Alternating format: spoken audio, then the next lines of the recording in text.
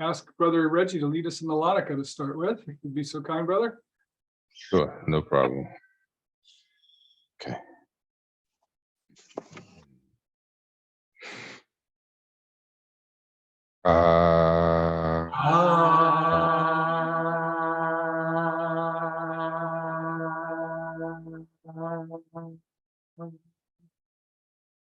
Bim.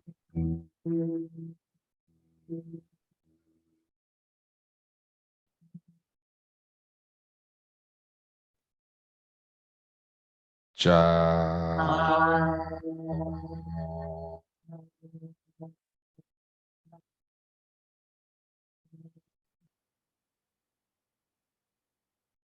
Ko.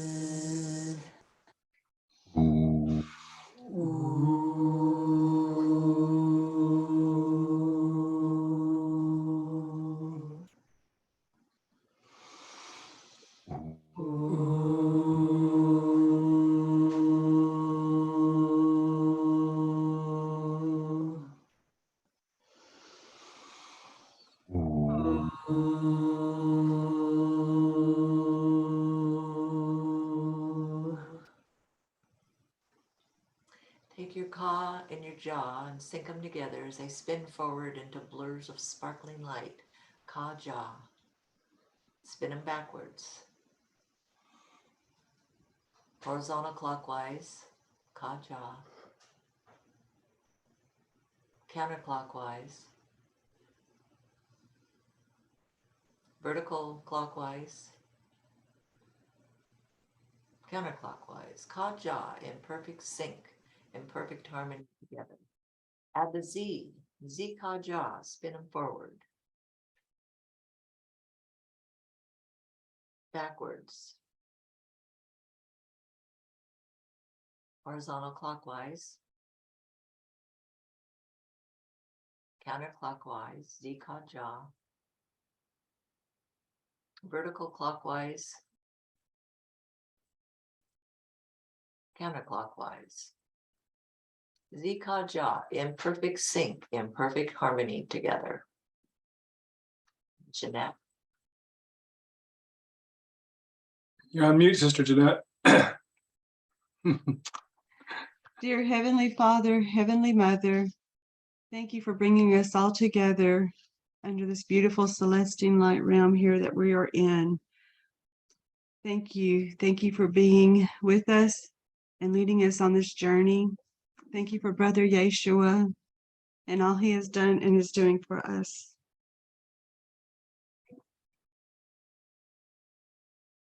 In the name of Yeshua, so be it. Oh, yeah. Thank you, Sister Jeanette. Okay, so welcome everybody. And I saw Sister Zandy there too. Yeah. Hello, Sister Zandy. I don't know if you can reply or not, but thanks for being here with us from Nigeria today. Hi. Hello. Hi, Sandy.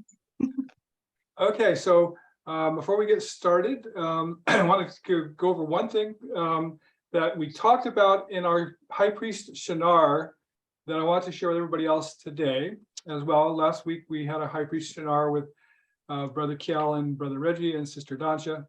And one of the things that we covered was how to remove negative energy or negative entities that are attached to someone. And it's very simple to do, and anybody can do it. And because this is a problem that is encountered a lot, we want to show you, everyone in the larger group, how to do it as well. So what we're talking about here is that it can be something as simple as negative energy. Maybe you got in a fight with your boyfriend or husband or wife, and there's just negative energy that's hanging and lingering on you. And neither one of you want it to be there, but it's making a schism between you. And this is a way to instantly get rid of it. Also, if you, there are actual very primitive types of negative entities that really just are, we call them blobs, they're that primitive, but they like to attach or hang out on your auric field because that's their food, it feeds them. And they're not bad creatures, they're not things that are purposely trying to hurt you or anything, but they in fact do tend to make you want to be in a negative mood, in an argumentative mood, in a unsettled mood, and so they're not good to have on you. Where do you get them? Well, they're an interesting kind of halfway in the light, halfway in the dark type of energy. So they like places that have dim light, that attracts them, the light attracts them, but if it's too bright, it makes them go away. So for instance, if you're living in a house and you find that there's frequently a lot of negative energy in the house, there's probably negative entities that are in that house. And one of the easy ways you can get rid of them is leave your blinds wide open, have your light, the house as light as possible, because they like dim light, but they don't like bright light. And that drives them away. So like if you have cockroaches that come in your house and you know that you turn on the light, they all scurry out of the way. they run for the darkness. And it's the same way with these negative type of primitive entities, is that they also don't like the bright light. So if it's daytime, leave all your blinds wide open and as much natural light in your house as possible. If it's evening, turn on artificial light. It's okay. The more light, the less likely you're going to have any of those things be a problem. And you'll drive them out, maybe into your next door neighbor's apartments, but they won't be in your apartment anymore, just like the cockroaches. But on a more active basis, if you're sensing this, that you have a problem, you can actually get rid of them pretty easy just with your own auric field, especially if there's another person involved. So I'm going to show you a couple of things that will help for that. So one of the things you're going to need is some kind of natural crystal or shell wand.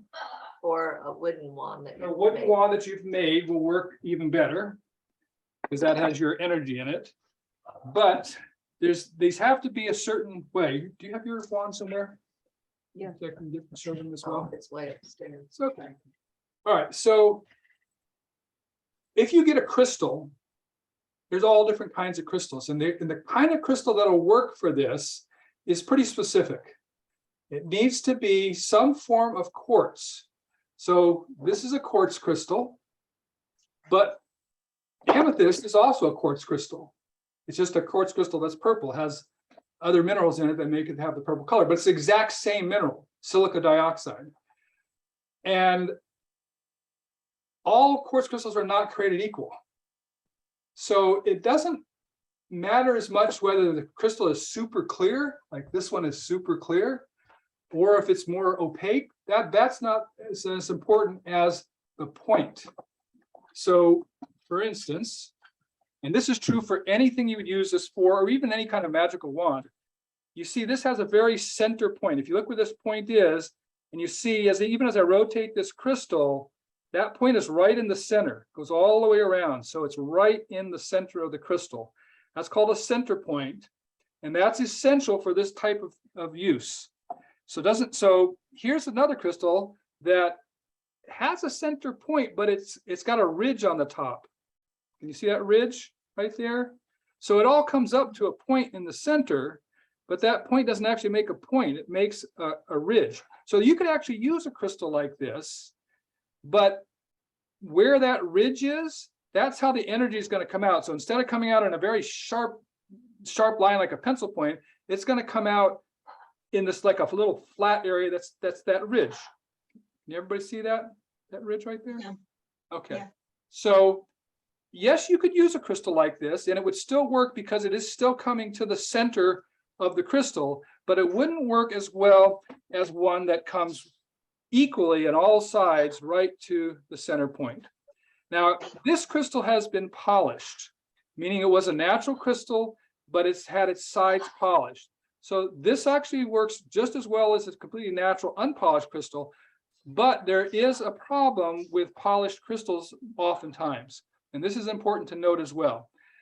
Polishing a crystal is actually quite an art. And most people who do it and work in Pakistan or wherever where they do polish them, they don't know how to do it right. So a correct crystal, when it has these angles that go across where the shaft comes up and meets the tip, right here, this spot right here, right there, shaft meets the tip. This angle should be a 90-degree angle going across the crystal from the shaft. And what happens when they polish it, polishing the tip is very difficult. And they'll end up with these not being 90-degree angles anymore. They'll be up at an angle less than that. And that's a poor polishing job. Even though the crystal may look beautiful, that change of the angle deflects the energy that's coming through the crystal. So if possible, either use a completely natural crystal, which will always have the perfect angles because it's natural, or if you use a polished crystal, look at that spot right there where the shaft meets the tip, because it's right there that you want to make sure that that angle of that line going across the top of the shaft is 90 degrees. Okay, so now here's another crystal that you can use. This is a amethyst scepter crystal. And this one's also been polished, but it's been polished at all the right angles so that it has everything where, and this point is right in the center of the crystal as it needs to be.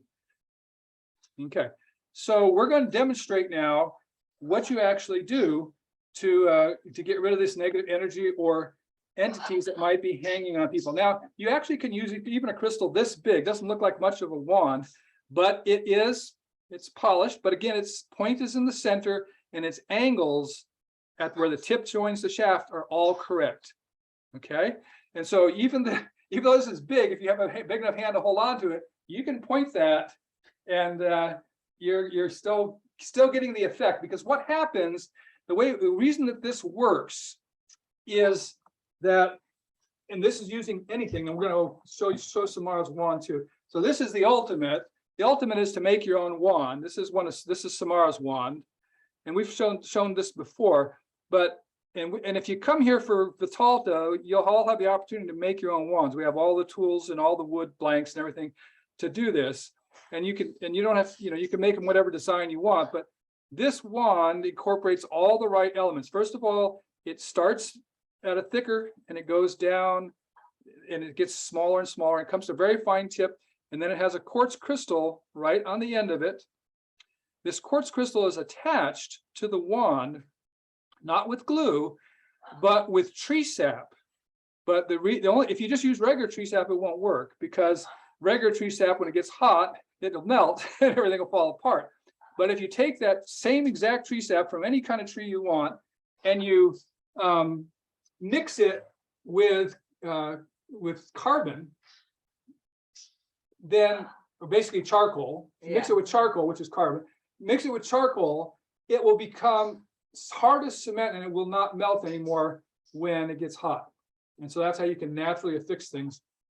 The spiral that you see, that's actually cut into the wood, that spiral shape, and then the gold is actually 24 karat gold paint, but it's actually made from 24 karat gold. So then it's got other elements on it, but we don't talk about that. But the main thing is that whether you're using something big like this or something very delicate and fine like this, they're still doing the same function. And that function is to take your auric energy and swirl it and concentrate it inside your body, and then project it up and out. Sorry for my loud parrot. And down your arm, and then using the crystal, it's like an amplifier. Think about an amplifier for music that you have. The bigger amp you have, or the more powerful and well put together it is, the more powerful it can project that music out. And that's what these crystals do, is they take that auric energy that's flowing through your arm now that you've concentrated, And as it comes out your hand, basically the crystal is an extension of your hand. So you could point your finger like this, and that would be that would be focusing it, but there's no magnification there. So if you just point your finger, you're focusing, you're taking all that energy. It started out inside your abdomen and swirling it up. It's going through your arm, and now it's coming out your finger. So it's very focused, but it's not any more powerful. It's just in a more focused line, which gives it more power, but not actually amplified power, just focused power. But when you put it through a crystal, it's amplified power. So let's be clear on the difference between that. So going through your finger, it's more powerful because it's more focused going through a smaller space, but it's not more amplified. But when you go through a crystal, you're also getting the focused power that's going through the crystal, but you're also getting the amplified power because it's going through a crystal, not just your finger. And as it goes through, as that energy passes through the crystal, it gets amplified more and more powerful. So now when you go to use it for something, or and this is the same for your wand too, by the way, your wood wand is the ultimate because you made that. It wasn't made for you, you didn't buy it, you made it. So your energy's in it, so it's extremely attuned to you. I'm sorry if I'm talking too fast. I get excited about these subjects. Okay, so we're going to show you now how you actually use this. And again, any of these things would work. This would work, but not as well because it doesn't come to a sharp point, but it is centered. So it's going to be putting it out in more of a flat stream. This would work. It's an amethyst scepter. This would work. Giant amethyst crystal. This would work. Shell. A little thing. Oh, and I forgot the shell. Thank you, Skye. And this would work too. This is a shell. And this shell, you can buy these on eBay. This is a pretty big one. You have a hard time finding a big one like this, but it's got the natural shape of the shell is this shape. And it has ridges and valleys. And what they've done is they've cut out somebody came in and they cut out the valleys so that the spiral shape is very clear. And it also is very functional and it comes to an extremely sharp point. And it is a natural object that you can hold in your hand as an extension. And someone says, well, I don't have enough money to buy a $100 quartz crystal. Well, I think you can pick these up, the smaller versions, which are about that big, which will still work good on Amazon for like $7 or something. So it's much less expensive and it still does that function because it has that spiral shape. If it didn't have that spiral shape and it didn't come to this point, it would be useless as a shell. And a shell is not as powerful as a crystal. So I do want to be clear on that. So a shell that's like this with the spiral shape and the tapered end, will focus and will amplify your auric energy, but it will not do it as much as a crystal. And even a crystal will not do it as much as a wand that you've made. Take a wand you didn't make, it doesn't do anything. But if you take a wand you've made, that's the most powerful amplification you can do of your auric power. Okay, so let's show you how to do this. So I'm going to bring this up a little bit so you guys can see better. But we need to stand. Okay. All right. Move some chairs out of the way. All right, so I'm going to use one of my favorite tools is the amethyst scepter. It's a nice big wand tool. Works really good for amplifying power. So Skye, come right there. Okay. So let's imagine that Skye has some negative energy or entity we may not even know. And you don't need to know. You don't need to see the negative entity. You don't need to see the negative energy because you can feel it. If there's a problem, it's lingering, you can feel that. You know that there's that problem there. And if you can see where it is or feel where it is, that's where you want to get sensitive. So we're going to start with Skye. And Skye's been, I'm going to pretend, okay, she hasn't really been this way, but I'm going to pretend that Skye's been out of sorts. She's not been her normal self all day. She's grumpy. She's short and curt, not like her normal happy self. So I know something's wrong somewhere. So I ask her, what's going on? She's, I don't know. It's just, I'm just not. So she knows something's wrong too, but she doesn't know what it is. So at this point, we're going to say, okay, if you can see or feel any kind of auric energy, and you may think, well, you can't, but you can. It's not hard. So first you look, can you see anything? Well, no, you haven't practiced. That does take practice. To see auric fields takes practice. And the best way to do that is to get those 3D pictures that when you look at them, they all of a sudden pop out 3D. If you can train your eyes to see those pictures in a second or two, then you're going to be able to see auras really well, because it's the same technique of focusing to see the auras. But if you can't do that yet, you haven't practiced, you need to be able to feel. Well, how do you feel? You come up to this person and you close your eyes, or you can leave them open. But if you close your eyes, you're turning off other sensory things like your eyes. So you're more attuned to what you're feeling. So I do recommend that. And you just go close to their body with your eyes closed, and you slowly go down their body. You can go front, back, sideways.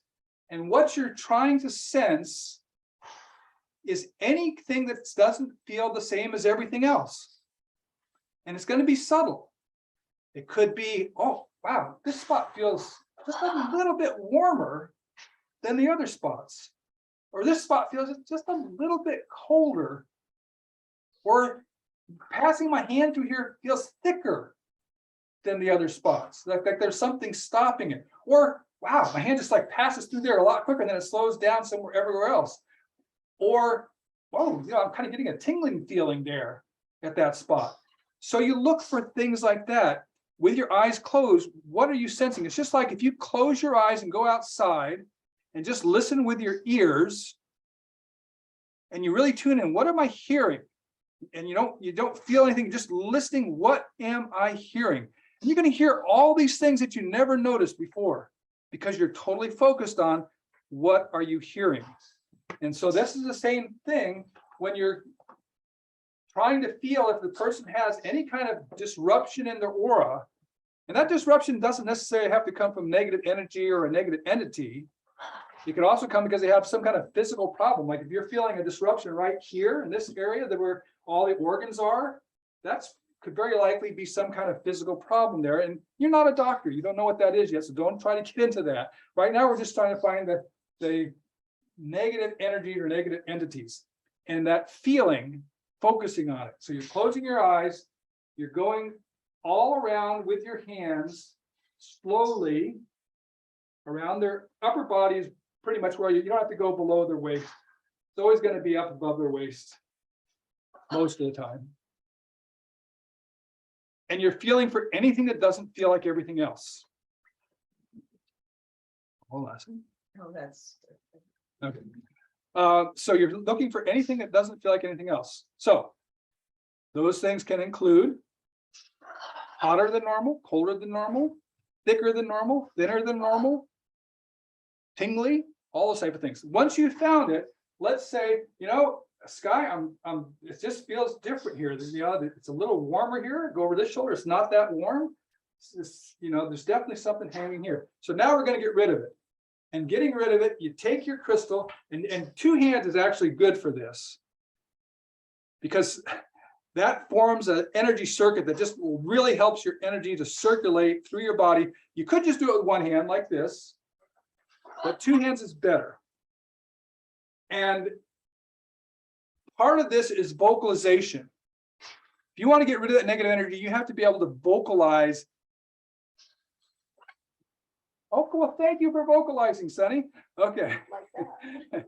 You have to be able to vocalize the energy you're trying to project. So I'm going to take the crystal, I'm going to hold it like this, and I'm going to swirl my energy inside. Before I do, I got my eyes closed, and I'm going to swirl my energy round and round and round, and I'm going to swirl it faster and faster and concentrate it closer and closer and closer, which is making it more and more powerful. And when it gets to the ultimate thing, which is going to be at the bottom of your breath, so you're going to do breath, and then as you focus and concentrate and bring that energy in at the bottom of your breath, that's when it's going to be most powerful. So you're going to, at that point, pull it up, push it through both arms, point the crystal at the spot that you want the energy to come out, and then let out a verbal "ha." Okay, that was a quiet one. I was a quiet one. So if you do this and you go, huh, nothing's gonna happen. If you go, whoo, nothing's gonna happen. You have to go, huh, and even that's not very loud. You want to do everything you can in it. Ha! You're getting rid of that energy, okay? You're gonna feel it. You're gonna feel, whoa, wow, something just happened here. I'm all tingly all over because you just released a huge amount of energy. And that vocalization is just as important as that crystal. If you don't vocalize it correctly, it won't happen. But trust me, if you do that, if you have some negative energy there and you go, ha! After you focused it, that energy is gone. Gone. Okay, so I'm done talking about that. And I have a couple things to add. Okay. Just a minute. First. Okay.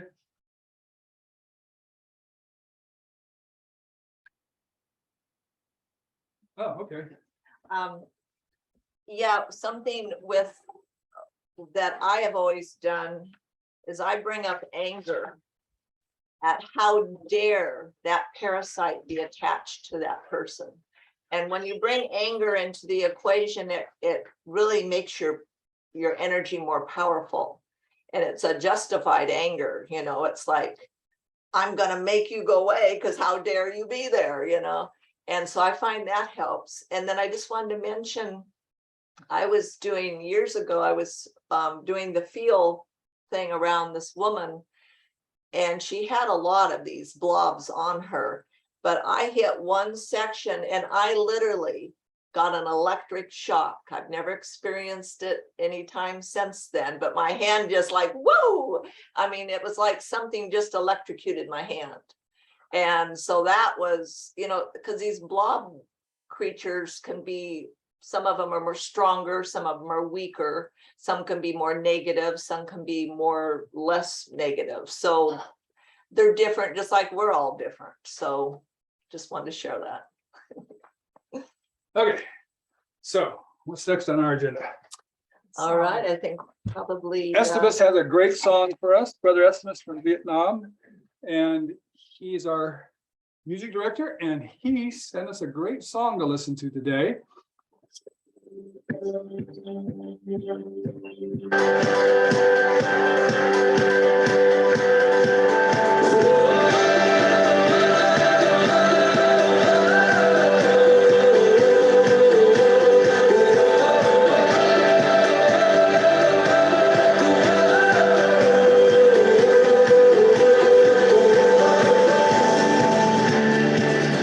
It's a new day. Everything changed when your love came into the darkness. You sent the light of the sun. You sent the light of the sun. Here we go. Wake up, open your eyes. No longer dead, we are alive. Rise up, children of light. Open the doors, go let it shine. All right, so everybody got their solar panels?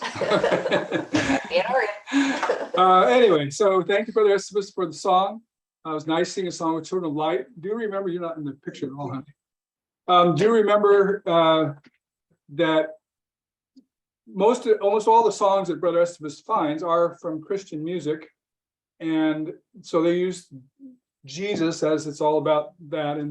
And as with Celestine Light, Children of Light, we understand a lot more about the relationship of our brother Yeshua, who Christians call Jesus. But if you look at the depiction, you're still not in the picture very much.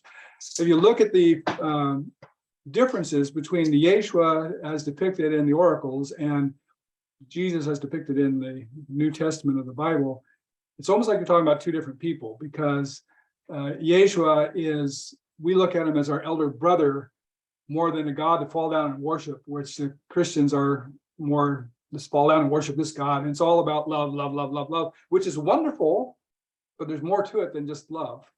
And so please just take that little grain of salt. Even the name Jesus, if you go on our website, you can see the letter J was actually the last letter of the English alphabet. Didn't come into use until about the 1500s or late 1400s. And even the first King James Bible, which was the first translation of the Bible into English, didn't have the word Jesus because the letter J didn't exist at that time yet. So even though Christians get all caught up in that name, that's actually just a made up name of modern medieval times. So anyway, our focus is on our brother Yeshua, who is our elder brother of spirit and light, wonderful person to have in our lives. And just keep that in mind as you listen to any Christian songs, which are uplifting, but are a little off track on that part of it. Okay, brother Reggie, can I turn the time over to you? Yeah, sure. It'll be, yeah, absolutely. It'll be short, but it'll be sweet. All right. That's great. So it was kind of interesting today because I didn't know exactly what I want to talk about. And a little message came to me to talk about. I was going through the Oracle and I was going through the books. And one of the things that came to me was talking about, dive into, not too much, but the heart and essence of Elohim. So I think that's important for us to understand that, and since we are Celestine light brothers and sisters, and our eldest brother, was here giving us all the beautiful lesson of the Celestine light. And I was pondering about that, about the heart of an essence of Elohim. And it was kind of interesting, in New York, especially, there's a lot of celebration of religious holidays, where certain times, certain days are taken off, and certain days are celebrated all over from different factions, different religious groups. They get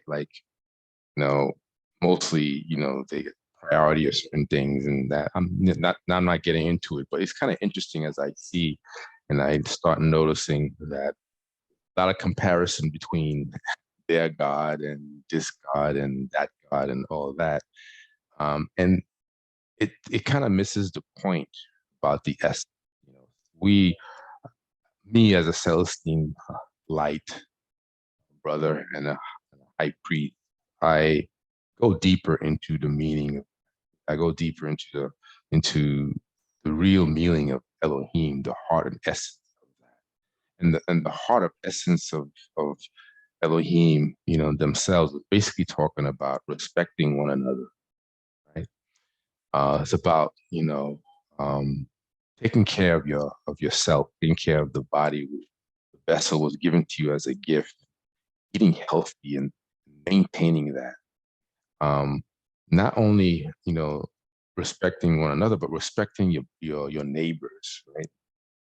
Throughout all this time, whenever they have these holidays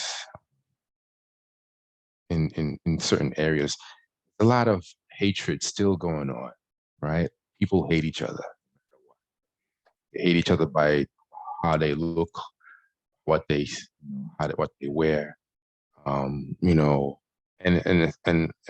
start and they kill each other, and all in the name of religion, and that's not really the true essence. So when I go deep and study Celestine light, which I do my best to do every single day. I dive deeper every day. I learn, I listen, I pray, I talk, just to get enlightenment, just to get wisdom, really get the heart of essence of what it really means, from that source, the source of Elohim. And I'm going to read a particular passage from Vivus, chapter 4, verse 114 and 122. Kind of sums up everything of what is the heart and essence of Elohim. And it goes like this. Do you think that Elohim is a changeable God who gives contradicting commandments or conforms to the desire of men? Verily, I say no. Elohim is the same yesterday, today, and forever. Seek to understand the heart and essence of Elohim, and you will hold the foundation of good by which you may know the truth of all things of light. Here then is the key to understand the foundation of Elohim, whereby you may know the truth of all things of God. Verily, the basis of all goodness and godliness is to love and respect God, the giver of all life and the creator of all things, and to love and respect your neighbors, for every injury to them is an injury to you, and every blessing to them is a blessing to you.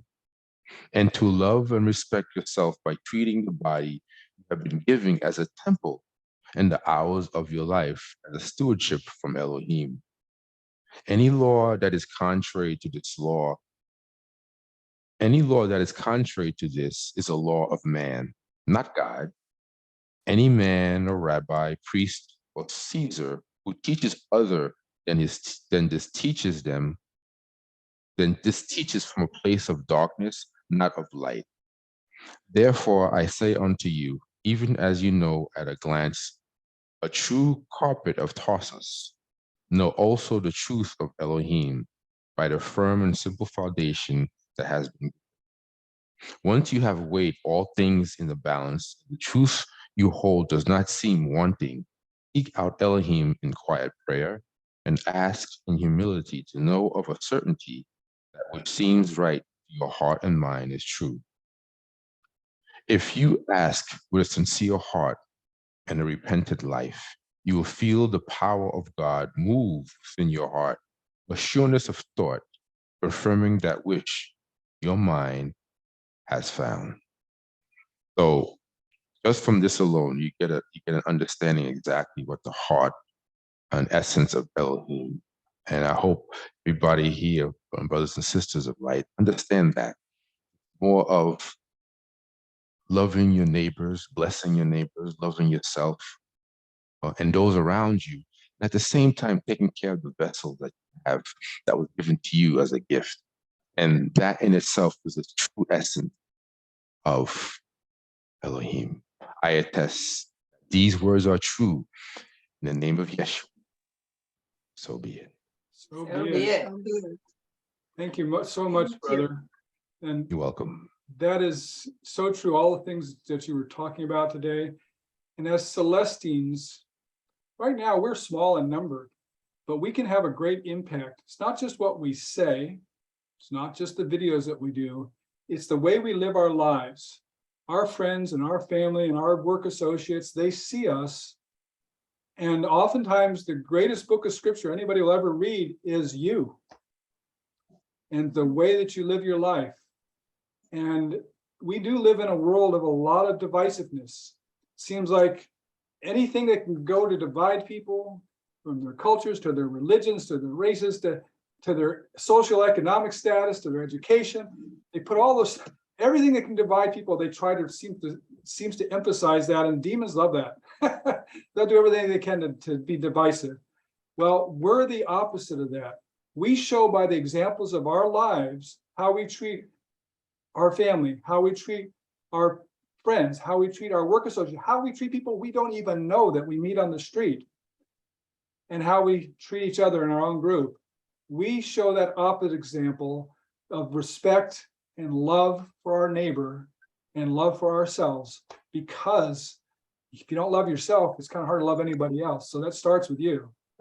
And that's not a conceited thing. That's a foundational point that you need to really understand. Loving yourself doesn't mean thinking, hey, I'm the greatest, I'll go around. No, that's not loving yourself. Loving yourself just means that you say, I'm worthy. I have a temple that is my body. I'm going to take care of it. That's loving yourself. And then you're able to treat other people with love as well. So yes, that is an essential point of Celestine light. And in the scripture, brother Reggie read, I just want to point out one thing that probably escaped most people's understanding what that was saying. Is there was a reference to knowing the truth and comparing it to a carpet of Tarsus. So, and then that was just a little thing. And in Yeshua's day, everybody knew what carpet of Tarsus was talking about there. But in the modern day, that would probably go over most people's head, and they have no idea what is the carpet of Tarsus and what does that have to do with anything? Well, Tarsus, and back in Yeshua's day, was the town, the city, where they made the finest carpets, Persian type carpets that were made. And what made the carpets of Tarsus so special is that the artisans there who made those carpets had developed a way that they could make an extremely tight, dense weave of the carpet. So a carpet of Tarsus was quite a bit more expensive than other carpets, but they lasted for generations. So a family that bought a carpet of Tarsus was one that had a carpet that was of great value and great worth, and was a true carpet that would last. People who bought other carpets, they might look like the same at first glance, but they wore out quickly. And that reference that was made in that scripture was to religions that teach things that are not actually accurate. And it's not like the carpet of Tarsus. You'd be able to know that they're not true, they're not accurate, just like you would know a true carpet of Tarsus when you saw one, because they're so substantially different than the false ones that tried to mimic them. So anyway, wanted to just share that with you. And thank you again, Brother Reggie.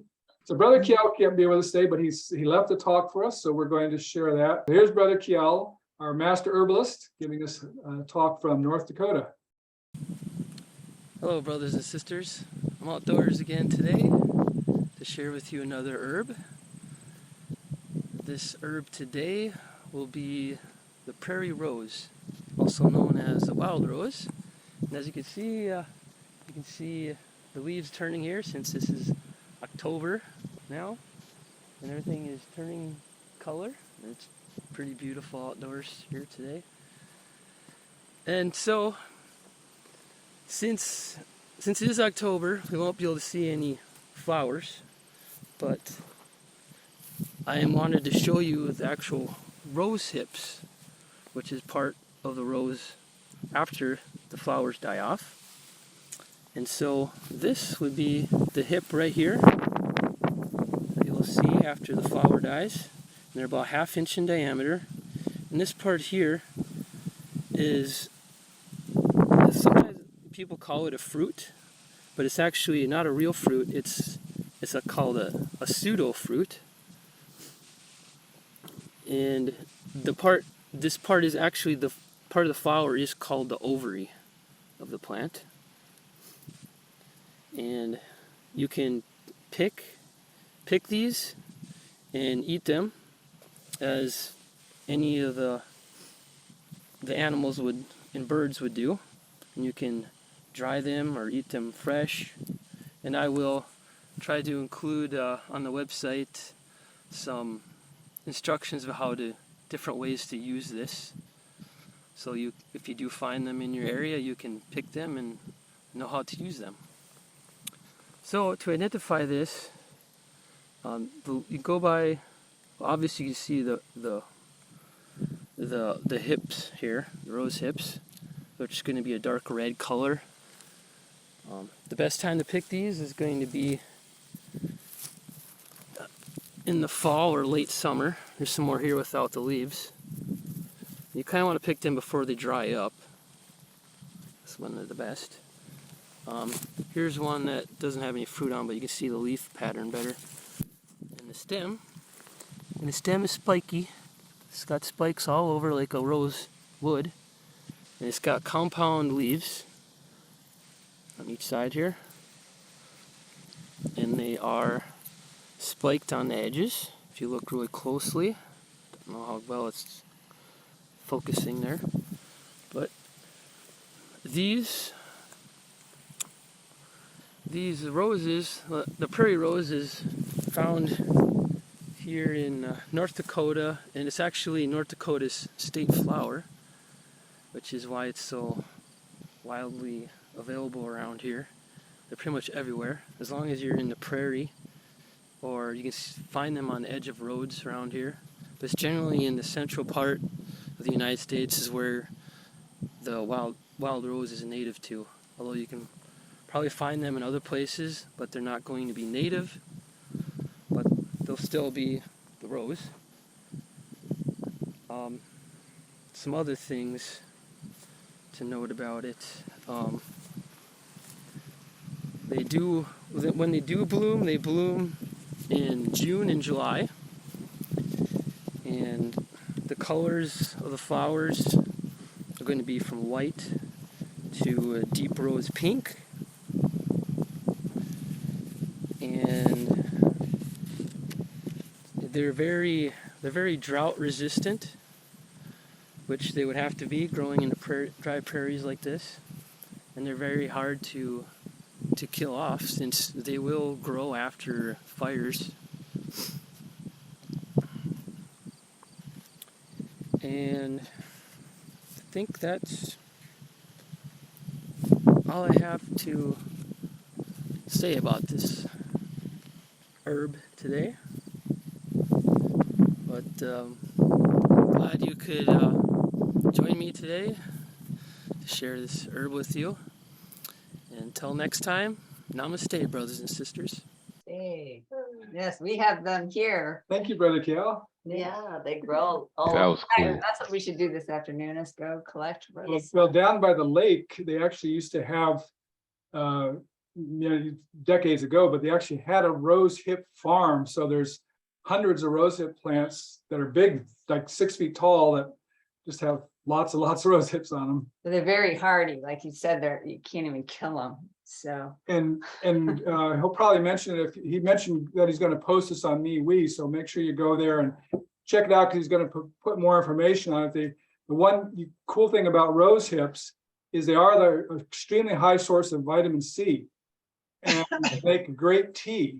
So you can take, And they're pick them- tasty tea. yeah, you can eat them raw, like Brother Keyl was talking about, but they also make a very tasty, high vitamin C tea. You can dry them out.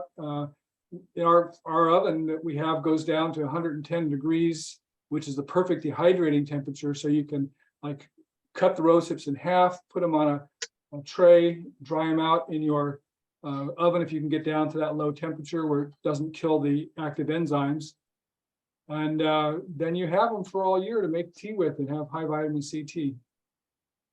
Yes, especially good combined with lemongrass. So lemongrass rosehip tea is especially high in vitamin C, and it's very tasty. good to drink in the winter months. Yep. Yeah. Or an iced tea in the summer. Oh, that's If true. you have rose hips left over, Yeah. you can use the following summer. All right, Sister Dacha, would you be so kind to give us one of your wonderful lessons on the oracles? Thank you. I will, because it's an honor to speak in the name as you have written these beautiful oracles of celestial light, and I can give them voice. So although Personality. today yes, although today my voice is little, I have a sore throat, but I'm full of energy. So as always, me and Brother Reggie and everyone in the Celestial Light are in harmony. So I will just continue his talk about the essence of Elohim, the essence of life, light, love, and the law. And chapter 24 is a little bigger chapter, so bear with me. I will try to put everything in a nutshell. Sister Dacha, So, real quick, yes. if it's a very big chapter, you might consider splitting it into 2 parts and doing part today and part the next time. Yes, feel but like it's it. not that big. It's all right. only six pages. We have 10 pages. This will go part 1, part 2. But it's everything it's important, and everything is just joined together. And chapter 24, sermon on unorthodox marriages, actually is a sermon on quite a few things. First, Yeshua talks about the law, then the great commandments. Then he talks about people with uncommon affection, who and why they are the way they are. And then he talks about children and about marriage. And then for the first time directly in the oracles, he says that he is the light and he will show them that he is the light. And all this in a synagogue.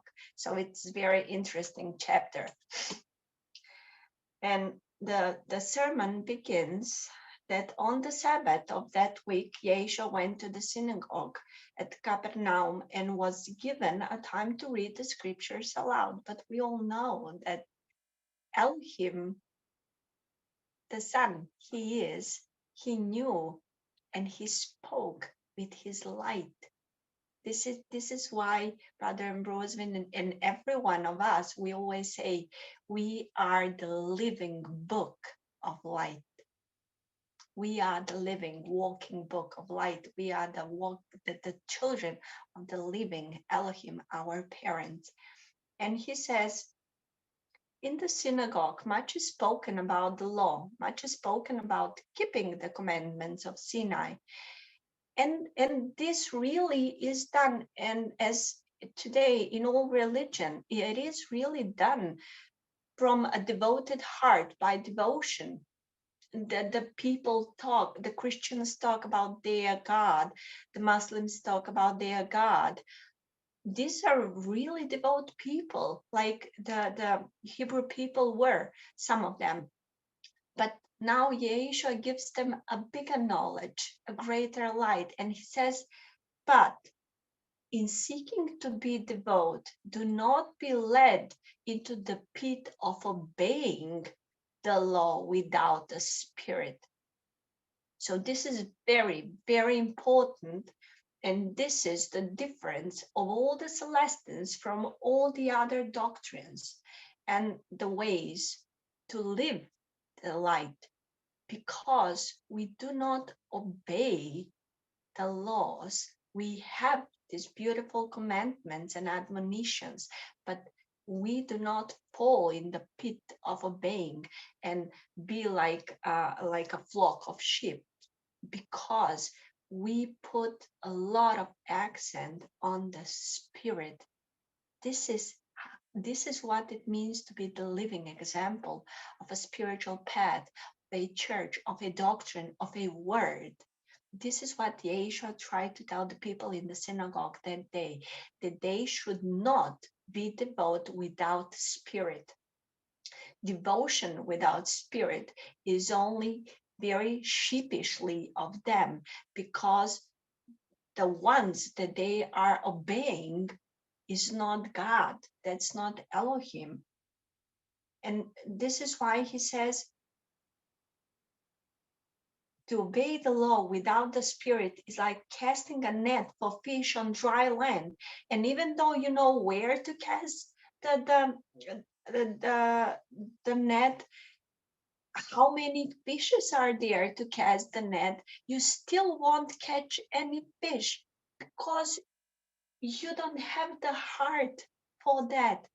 You don't pray with all your heart. You are just reciting the laws and the vows and everything that is in the Torah. God don't want those kind of pious people.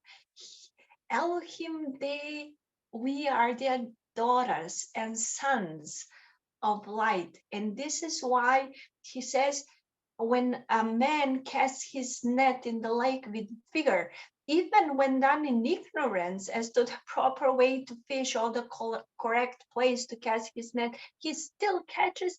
And even as I did, not knowing in my ignorance, I threw my net and I catch the biggest fish. I didn't know of the existence of the book, Oracles of Celestial Light, but in my vigor and in my needing for God, for Elohim, my heart was pure. And this is devotion. This is the right devotion. Pure heart, respect for what you pray for, humbleness for what you ask. And this is pure devotion. And he says, decide for yourself with the Spirit of God as your guide. He even tells them the formula, how to decide which one is right, with the Spirit of God as your guide. Which laws serves God and help you have the light of Elohim in your heart, and which serves the Caesars, both the grand and the petty, by keeping you passive and controlled like a flock of sheep. yeah, murmuring was very normal when Yeshua and Yochanan preached, but this didn't stop any of them. Oh, neither would I, or any of us. So Yeshua continued to instruct them, asking, who among you knows the great commandment of which I spoke? And can you imagine all these Pharisees and Sadducees and all these people in the synagogue? They all, yeah, we know the grand commandment. And Celias the elder answered, it is to marry many women and bring many children into the world. Like that was the great commandment. Well, no. Yeshua said unto them, you have answered correctly in part, but the response of levity is not in keeping with the weight of this law. The great commandment was given before our 12 commandments of Sinai.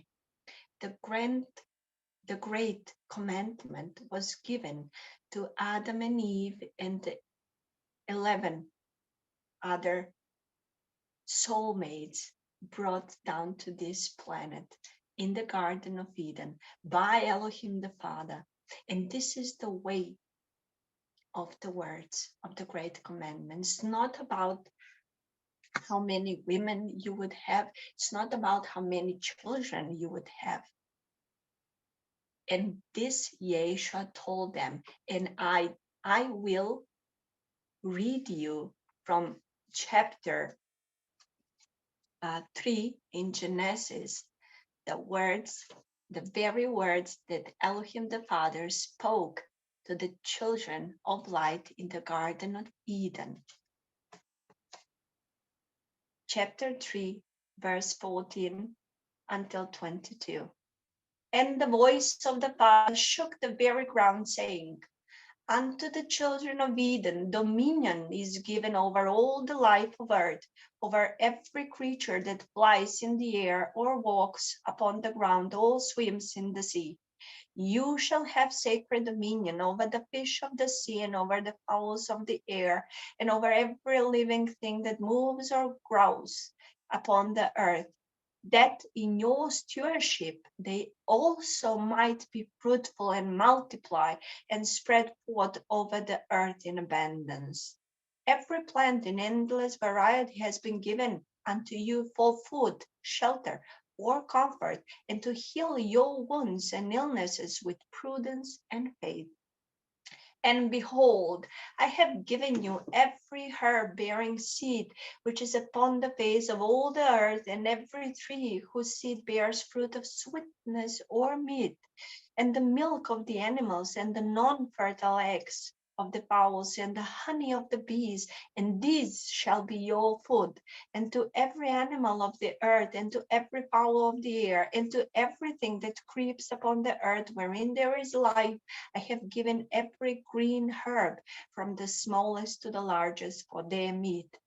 Take heed therefore to be good and faithful stewards, and cherish all life, for the slothful steward shall be held accountable for every life diminished because of their neglect or disdain.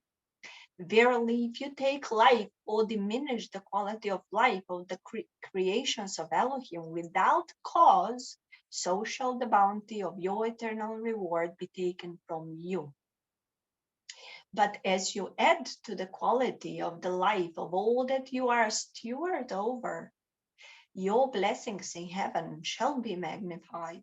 The splendor of your eternity is created by the respect and love of your humble everyday actions. As you do in life, so shall you be rewarded in eternity. The first people of the Garden of Eden did as Elohim commanded, and were fruitful and multiplied, and they lived in peace and abundance with each other, and as good stewards of all the life in the land of Eden.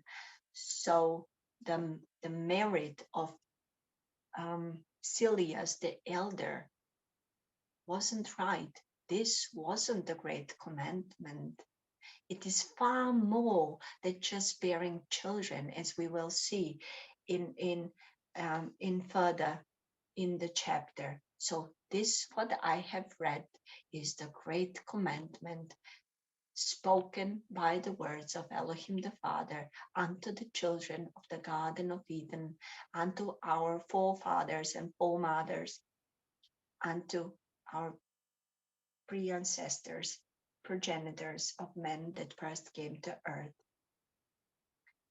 So this is what it means to replenish and to multiply. They didn't say that that we need to multiply only us. They spoke about everything that has life in it. We should protect it. We should be good stewards upon them, upon it, upon all the land and all the earth, and we shall be blessed as we multiply the grandness in every living thing. They shall multiply our blessings here, now, and in eternity. And Yeshua asks them, does that mean that a man or a woman with uncommon affection for their own should be scorned and even put to death, as sometimes occurs among the religious zealots? Because his answer was only to multiply, and which means that when you do not multiply, when someone doesn't bear children, they should be scorned. They should be put to death if they don't do that. So what about people who don't want to have children or can't have children or have uncommon affection for their own? What about them? Should only Hebrews be alive? No. We are all sons and daughters of Elohim. So everything that is, it is exactly the way it should be. So did not Elohim make them so? The people that have uncommonly affection for one another, man to man and woman to woman? Is there a difference? There are people no more. Are they so different from us? As we have seen the chapter brother Reggie spoke about the essence of Elohim. I believe that was with Ephres in what happened in Kafir Salam. They don't need to be put to death. Did Elohim made a mistake that made them like that? Will you scorn and whip and put the Elohim to death? Unless they were irresistibly compelled by their nature from God to be as they are, do you think they would choose to be reviled and beaten throughout their lives? Will anyone just wake up in the morning and say, okay, from today I will, like women say, I will no longer be married to my husband? It doesn't just pop up in your head because you're bored. You are born. It is why you are here. As Yeshua says, Elohim made them as they are by their request before they were born of woman, because they wanted to have this is so humble. This for the people with uncommon affection and the people born with disabilities and all the different people. Different, I mean, in the sense that the ordinary people categorize them. See how, look at this sentence, this verse says it all. That they might have the opportunity in life to be sorely tested and grow great in stature as they overcome their challenges. This is why people who suffer the most are born, who are born with injuries and with handicap. And did they know that they will be beaten all the way up through their life in mortality. They don't do this because they are bored up in Zion. They do it because they want to grow great, because the reward in the hereafter is an office which we can only dream of making it there. This catapults them into the celestial light only if they are let go to live their life as it should be. This is the most biggest mistake people do. Back then, 2000 years ago, and still now, this is why these kind of people, these different people, these unique people that are scorched throughout all their life, as Yeshua was, as Miriam is still today. These people, some of them, they are thrown off the path of light. Why? Because other people do not accept them. And step by step, they are pushed away from society so much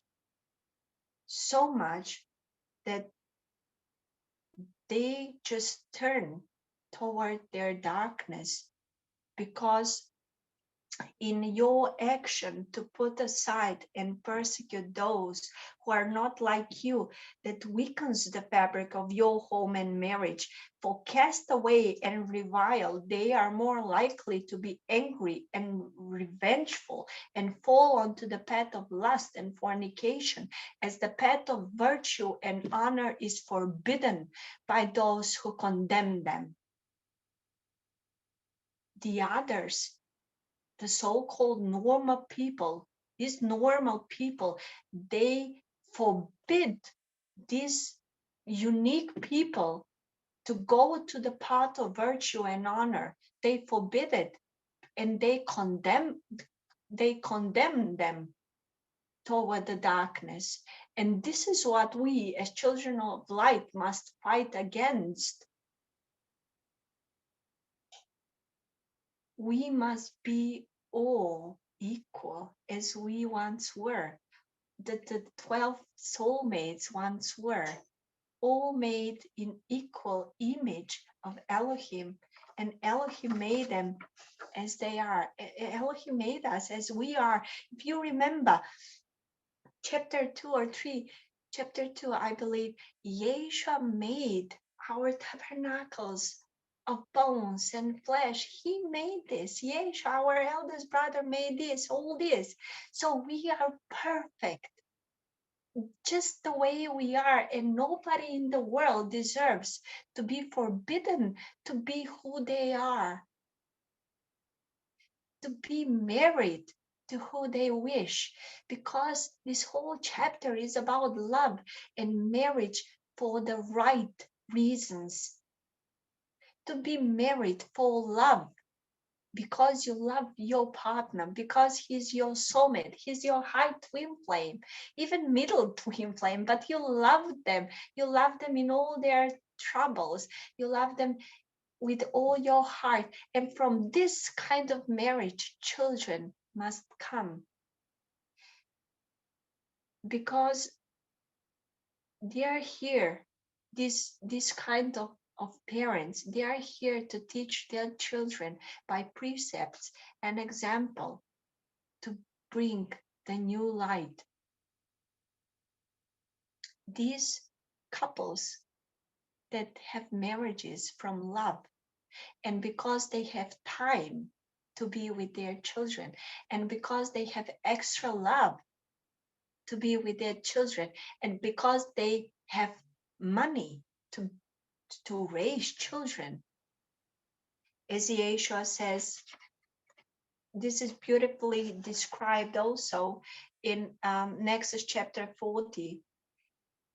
And I say unto you that in any marriage, God commands that men and women not create life until they have the ability to provide for the temporal and spiritual needs of their children without squalor or charity. And how shall you know this? Verily I say unto you, a home of worthy parents gives health and happiness to the children. Good food in their bellies each day teaches them well in the knowledge of men and to walk uprightly before God. This is a good parent. So too does a home of worthy parents provide adequately for their children from their livelihood and not from charity, beyond support of the loving circle of their greater family when in unusual need. Verily, to bear and raise children is among the greatest joys of life, and the first commandment of God to the children of men. Therefore may all desire and make effort to be worthy in every way of this great calling. But what of those who do not have children or cannot have children?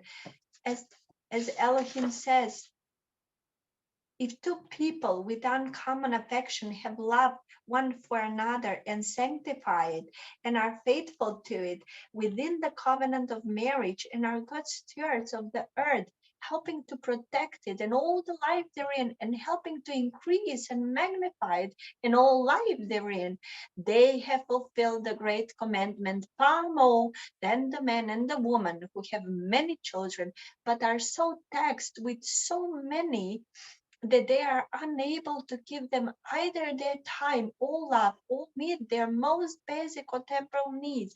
This is why first I read you what Yeshua taught the people in Exodus chapter 40. This is why you have children, because you want them to be better humans than you, or to be the maximum humans and spirit children of Elohim as they can be, but not if it costs you your health, their health, because you don't have health to guide them or just take care of them.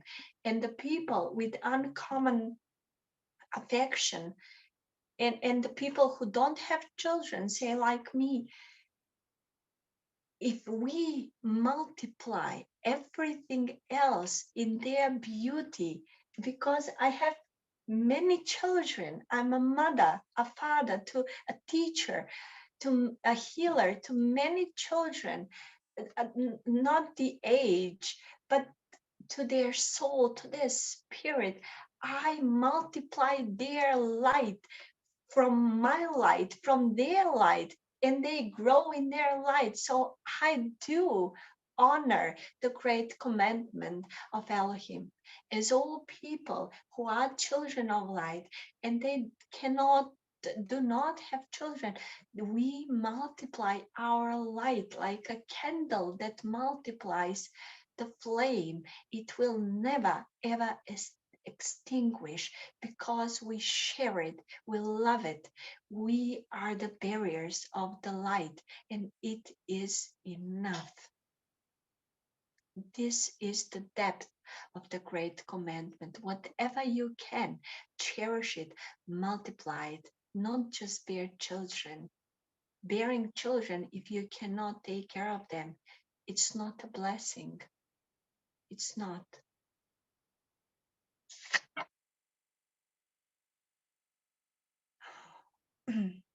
And then comes the darkness. As everywhere where is the light, the darkness unmistakably knew the light. And this is why a demon was there among the people in the synagogue. And he tried to say, you are a false teacher. You would undermine the sanctity of our homes and marriages with your words of perversion. Truly, evil must dwell within you to say such things. We all know this kind of people. We are the light, we always know these kind of people with dark, glassy eyes. They do not have any depth. They are inhabited by demons or low-level entities. But Yeshua spoke, "Let each be as they were created within the boundaries of a righteous marriage, given the opportunity to be good stewards and live lives of virtue and honor. And your home and marriage will be far more protected, that you may see the truth, that I am the light, and not be offended by my teachings, but uplifted. Bring this man to me." And everybody, just like whoosh, like soldiers, turned their heads toward this man. And he quickly wanted to depart, and Yeshua spoke forcibly to him, "Turn and face the celestial light, demon of darkness." And the man turned because he was compelled to be turned toward Yeshua, because it was Yeshua that spoke, and he was compelled, and he couldn't do anything else but turn. And then he started drooling, and then he said, leave me alone. What have I done to you? What do you want with me, Yeshua of Nazareth? Have you come to destroy me? I know who you are, Holy Son of Elohim. Leave me be. And Yeshua commanded, "Speak no more, depart this instant, let the light near every darkness toward you to ever again dwell in man." And this person just squealed, and he just fell down into the dirt, and everything was quiet. And then he not knowing where he was, he just looked in the crowd, the people, and having dirt and dust in his face, but his face was shining now, and he was his own again. And all these people in the synagogue saw this. And if you remember, once Joseph from Arimathea, he said to Pilate, when he went to pick the body of Yeshua to bury him in his own in his own place of burial, and Pilate says, "Why do you want this man?" And Joseph said, "If you believe or not, not many of us, not few, but many of us, we did like and cherish and do as Yeshua taught us." Because this amazed many people, because they started nodding to the words of Yeshua. They found themselves, their hearts beating with the words of Yeshua and the celestial light, because they taught it with common sense in their heads, and they felt it with their hearts. Their ka and their ja, they were awake, these key root centers, and they recognized the celestial light, and they knew the celestial light. But evil was there, and many people came the next day into the Cephas house, where Miriam and Yeshua and Cephas and his brother Amram and Yohanan and his brother Yaakov came to Cephas' home in Bethsaida. And then the moment they just walk into the door, and they found Cephas' mother lying there on the wooden bench with fever, and just Yeshua just came, and he slowly just waved his hand over her body, and then he threw the fever away, and then Cephas' mother just woke up and gave them dates to eat. And then people knew where Yeshua was, and they came from all over the sides of the Lake Gennesaret. And all those who attested that they have repented for their sins and their heart was pure were healed, or they were healed. But those who didn't repent, they weren't, because only the pure in heart can be healed by the celestial light of Elohim. Because to repent, to redeem, makes your heart light. away with the sins, and you have just such a river bank for the celestial light given by Elohim the Mother through the Holy Spirit to reside in you. And this is what blesses you. And this is how you are baptized into the Church of Celestial Light and into the Celestial Light, which was done by the disciples of Yeshua to many, many people. And the community of light began to form and grow in the region of the 3 towns of the Delta of Lake Gennesaret. And this I testify with my life, the words of Yeshua of Nazareth, the words of the apostles, the words of Miriam and Lazarus, that they are true as revealed by our brother Embrosewyn, and as we feel it in with every single cell in our body. This is true. In the name of Yeshua of Nazareth, it is. So be it. Thank you. So be it. So be it. Thank you, sister. Yes. Yes, thank you for bringing the scriptures Another- alive. Wonderful. Thank you. Thank you very much.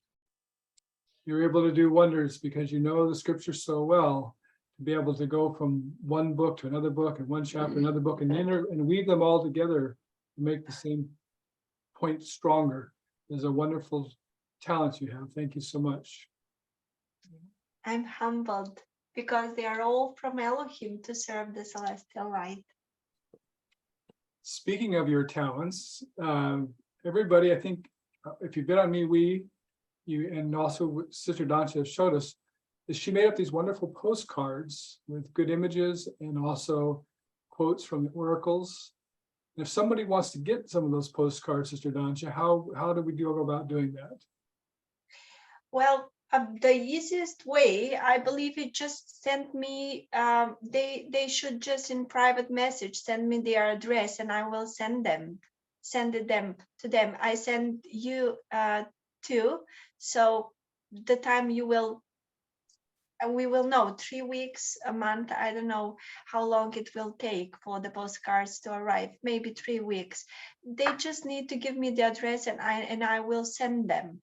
Well, how do we compensate you for your expense to do all this? I don't want any compensation. They just, I just want them to donate to the Church of Celestial Light. The minimum is $1.50 per postcard. So that's it. Well, thank you so much for your great efforts. And I know these are all wonderful, uplifting postcards. I do encourage everyone to ask Sister Dancia to send some to them so that you can have those messages and beautiful images to see and motivate and uplift as well. Yes, thank you. Let's see, I had a couple other notes from your wonderful talk. Towards the end, you're talking about healing and how only the pure in heart can be healed. And there's a really good image that came to my mind right when you said that, is that just thinking about a door. You're trying to send something through the door, but the door is stopped. It's blocking that from getting through. That's someone who's not pure in heart. And when they're pure in heart and they have love in their soul, then the door can be open and all the light energy for healing or any other purpose can go through.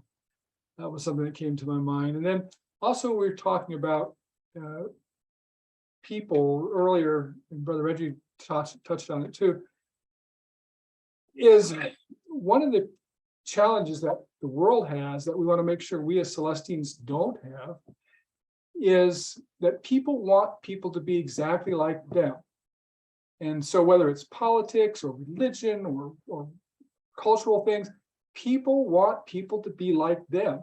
And that's why it's so, people congregate with people who think the way they think, who have the same politics they have to think, they have the same race they are, who have the same religion they are. But as Celestines, we need to be bigger than that. And we need to be able to accept people who aren't exactly like us, but are still good people. So they might be Muslim, they might be from some other country, they might be some other race, they might be some other anything. that's not like us. And that's okay if they're a good person and they try to do good in the world and good with their family and good with their friends and good.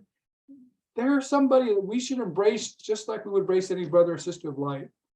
And that's one of the key foundations of Celestine light that's going to help us to help change the world, is helping other people to understand that by seeing it in our lives and the things that we say and the things that we do, and they realize that that is a better way. And it's not the divisive way, it's the embracing way. But anyway, so I wanted to add that in there as well. I think that's all the things I had that I wanted to add in. So we have a angel of the week and word of power of Yes. all right, so Skye, you want to do the angel first? Sure. The angel I've chosen is a new one that you shouldn't have. If ever I give a new one and you already have it, let me know. But she is a female angel of self-expression. And her name is B as in boy, E as in Edward, L, E as in Edward, T as in Tom, I, A, Bellatia. Galatia. And self-expression, as you know, is one of the three parts of the quo. There's self-expression, self-reliance, and self-confidence. And self-expression is such an important one. Well, the quo is so important for all of us. And it's an area where many people have weak, and since there's three parts to it, you can be weak in one of those areas. Maybe you have trouble standing up for yourself or speaking against somebody that says things to you or down, puts you down or puts somebody else down, and you just can't bring yourself to express what you feel about it. Well, this is where the angel Bellatia would be really good. And so we're going to call her in, and everybody can use her wonderful abilities in whatever way they would like. Okay. Bellatia, Bellatia, Bellatia, please come to us. As we need, so let it be. Bellatia, Bellatia, Bellatia, please come to us. As we need, so let it be. Bellatia, Bellatia, Bellatia, please come to us. As we need, so let it be. Bellatia, thank you so much for being here when we call on you and for your beautiful stewardship of self-expression. I know it's an area that I'm sure most all of us can use at different times. And so we just ask for your wonderful abilities in whatever way each person needs and wants. And thank you. We love you. So be it. Thank you, Skye. Okay, and I have two words of power today that I felt wove in with Sister Doncha's talk as well as Brother Reggie's, and is a foundational point of connecting to Elohim and dealing, as Brother Embrosewyn was talking about, that worthiness. And so this word is of power is for becoming more self-accepting. And that word is, So this is not in the book. this is not in the book. So if you'd like to write it down, it's bronzon. That's B as in boy, RONZON. So bronzon. And we'll start softly and build in power. All right, so we're going to do that. If you'd like to mute, you can say it along with us. Call on that energy. Whisper, normal voice, loud voice. Bronzon. Bronzon. Bronzon. Okay, and to go along with that word of power, I believe I've given this to you before, but I don't remember. And that's to increase self-love. It's a good partnership with bronzon. And that word of power is Shaja Kwoja. So that's SHAJAQOJA. So there's two heart center There's jaw in there twice and the quo. So sha, ja, quo, ja. So it begins softly and build in power. Sha, ja, quo, ja. Sha, ja, quo, ja. Sha, ja, quo, ja. Right. Did you want to explain house people that live in apartments? Oh, okay, sure. One other thing that Sister Skye reminded me of. Sister Erica had asked that she was having, that she felt there was negative energy in her apartment that she lived in and didn't know the source of it, wanted to know how to get rid of it. And so I had promised her that I'd do a night self travel over to check it out and see. I actually did a day self, night self travel. So let me explain that because you can do the same thing.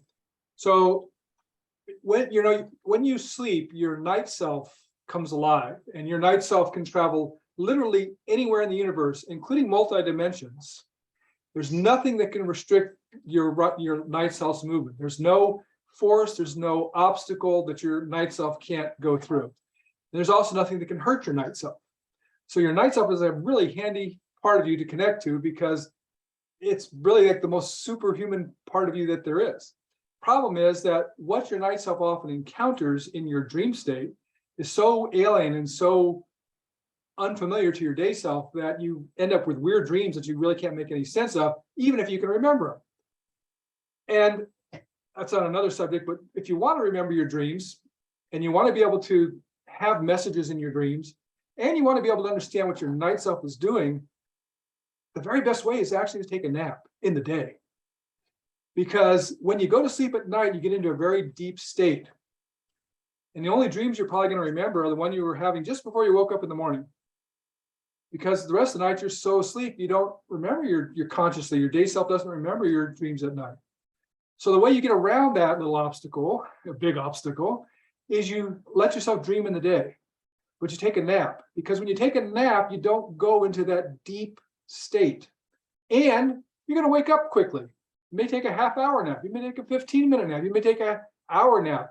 But if you can take a nap during the daytime, you won't go into as deep a state. And because you're going to wake up shortly, whatever you were dreaming at that point, you're going to remember. And as you learn and progress, you'll be able to actually make a connection with your night self that allows you to have lucid type dreams where you actually control the dream and you can control where your night self goes. And if you're doing this in the daytime during a nap state, you're going to remember what you see and what you hear. And you're lucid dreaming, so you can tell your night self, go here, go there. So in the case of Sister Erica, she can give me her address in New York City somewhere, which it's interesting. I lived in New York City. I was in the Coast Guard back in the mid 70s. And I got out of the Coast Guard when I was still in New York City. So I stayed there for a few months afterwards and worked in the city. But I never knew, like Sister Erica lives in the Bronx. Brooklyn. No, Brooklyn, yeah. But I knew Brooklyn was part of New York City, but I never really knew where it was in relation to anything else, because I only knew my little Coast Guard station on Governor's Island, which is right across from Manhattan Island. That's all I knew was Governor's Island, Manhattan Island. But anyway, so I did send my night self there in a daydream so that I was, going to be able to remember everything I saw. To see what the concept was, let's go to Sister Erica's apartment. Let's find if there's any negative energy there that we can identify and get rid of. Well, as my night self approached, it's kind of like flying in. And as I approached, I didn't know where she lived. I knew she lived in an apartment, but when I got there, it was like, whoa, I didn't even need to go to her apartment. And I didn't even go in her apartment in any way. Didn't even need to go in the building. Because what I saw were all these multi-story apartment buildings, one after another, all together. So literally hundreds of apartments were in a small acreage with, hundreds of people, maybe thousands of people living all in a very close proximity where they have common walls. One apartment is on this side of the wall, another apartment is on that side of the wall, and there's somebody above you, somebody below you, and so with that kind of concentration of people, I had enough experience with demons and negative energy to know that, that whole place is going to be full of negative energy. There's going to be plenty of demons running around doing all kinds of things. And even if it's wonderful in Sister Erica's apartment, all around her, all these negative energies are trying to intrude upon that apartment.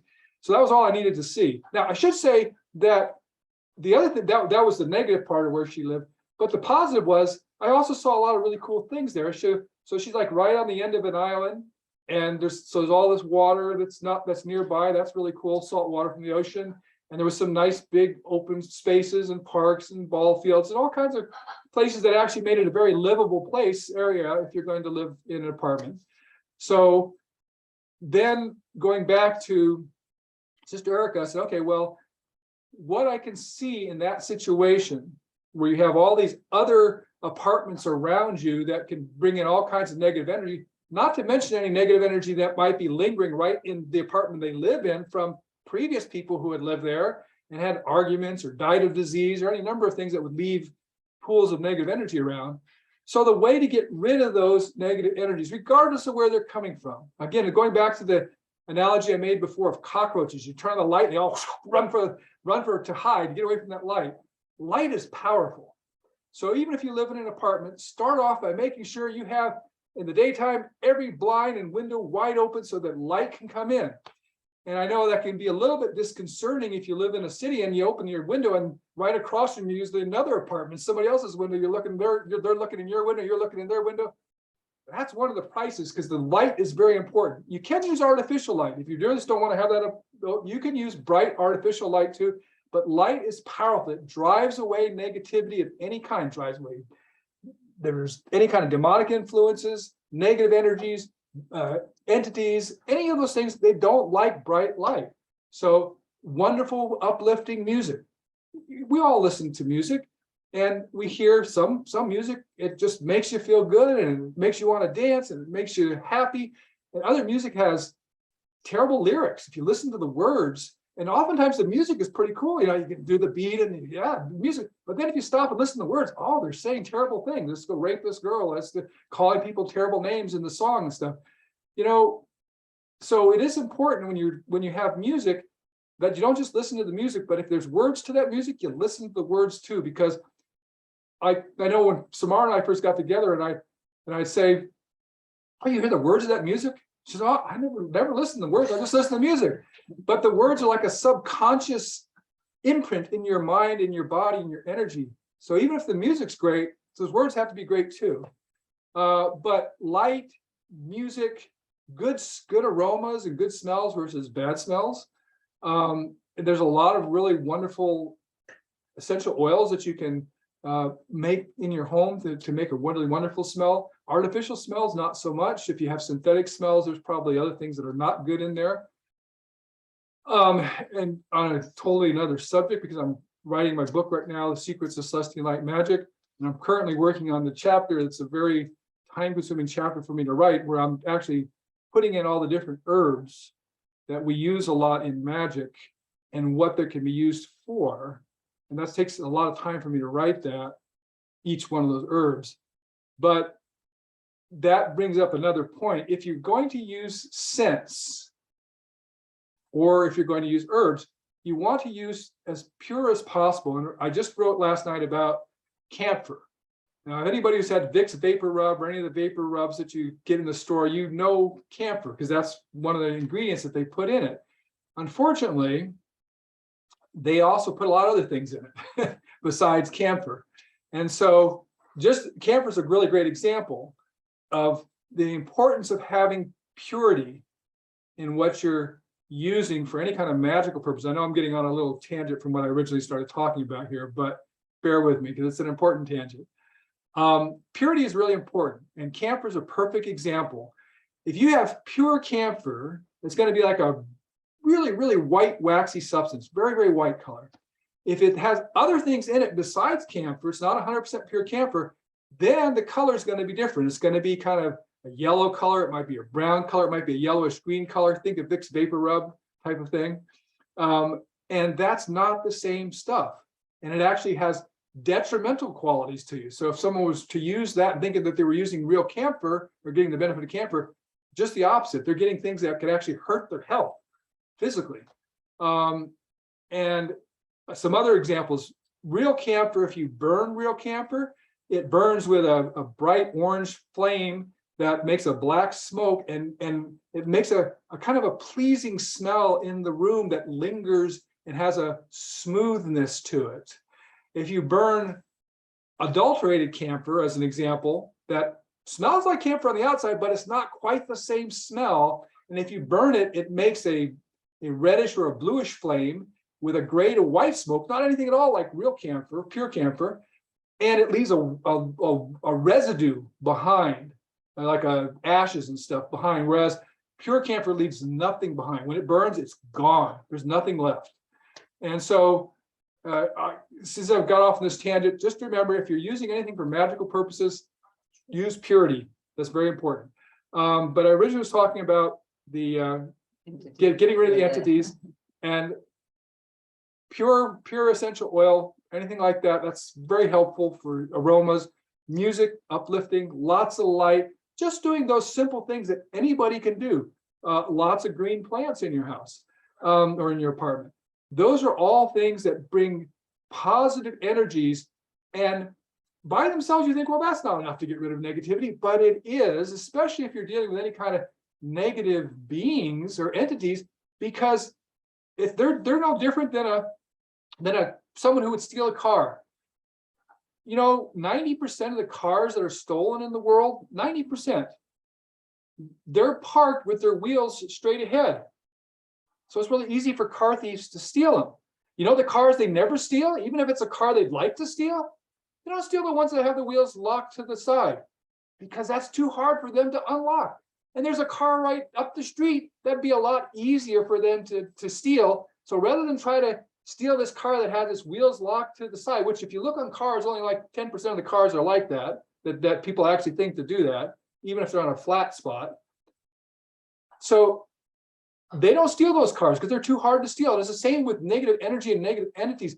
If you put all these things out that are by themselves don't seem like much, but they are putting out light, they're putting out positivity. Well, the negative things say, hey, that's just too hard of a place to deal with. I'm going to go next door where they don't have all those things. That'll be a much more easy place to put my negative energy into.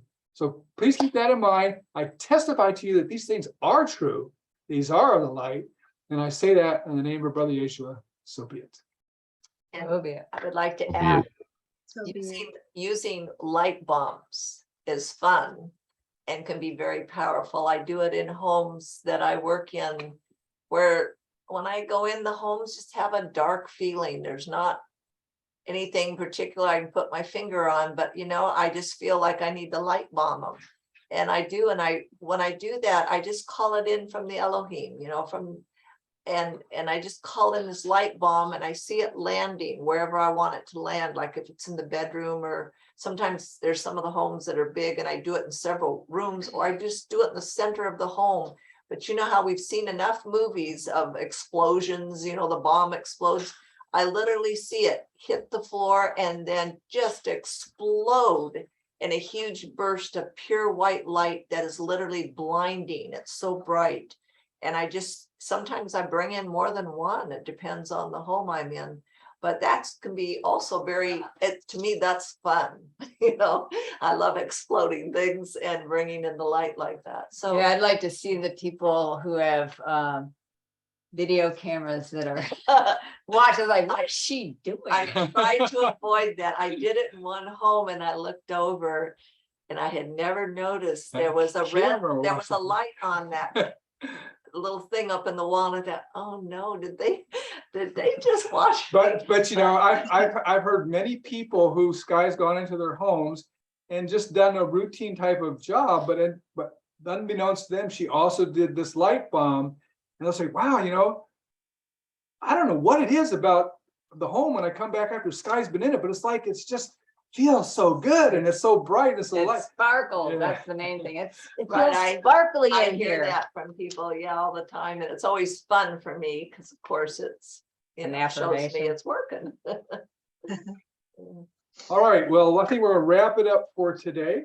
This is 2 hours that you guys have invested in the Celestine light and in your own lives and in our lives, and we appreciate the edification and uplifting that we get from you guys taking 2 hours of your life to share it with us. Thank you so much. We love you so much.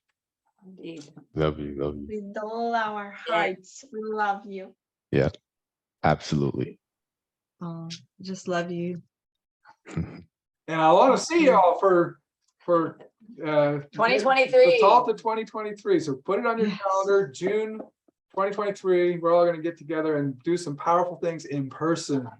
So until next week, thank you, Mina and Anna, for joining us as new members. We hope to see you Yes. as you progress here. We'd love to see you back on a regular basis, and hope you got as uplifted from being with us as we did from having you be with us. Of course, I'm so grateful to be here today. So everyone, see you next week. Namaste. Namaste. And, just see you next week. Namaste. Namaste. Bye. Love you. Love you all. Bye.